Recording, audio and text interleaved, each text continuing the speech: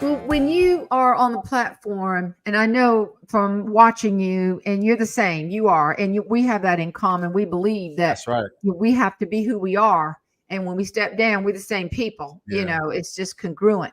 And the thing is, so am I hearing you right? You see that people just need hope. Is that the main thing? Like when you step off the platform, what are people saying to you about your amazing keynotes and the way that you have so many clients that you help?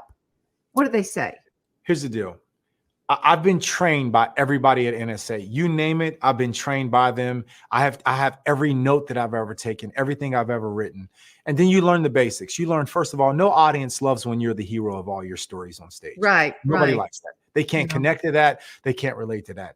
And there's a couple of stories that I've told over the years on stage where I purposely took myself out of the story and I created a fictional character Mm-hmm. just so I could get away from the pronoun I or me.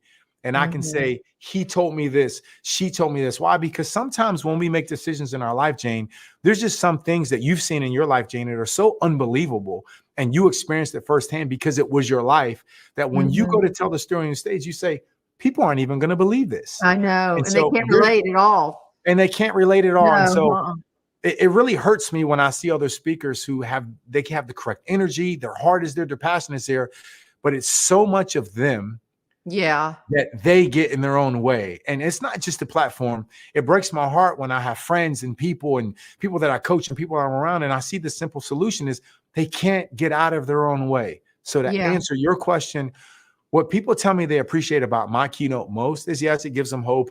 But people they always say they love my energy. And I think there's something intuitive where they see me begin my keynote and I use a lot of music. It's real fun. It's all of that. But then it gets really serious and there's a lot of tears in the room.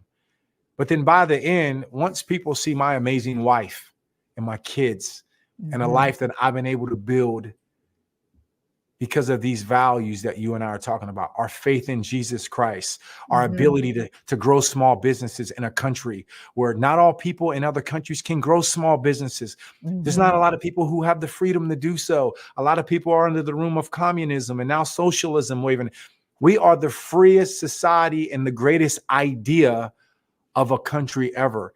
And guys like me, women like you, and plenty of people listening to this, they represent that same notion where we had a message.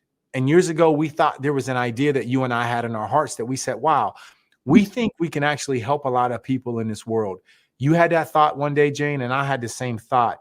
Now to take that thought or that idea and be able to take it to the platform, anybody can do it once. Anybody Right. can do it twice.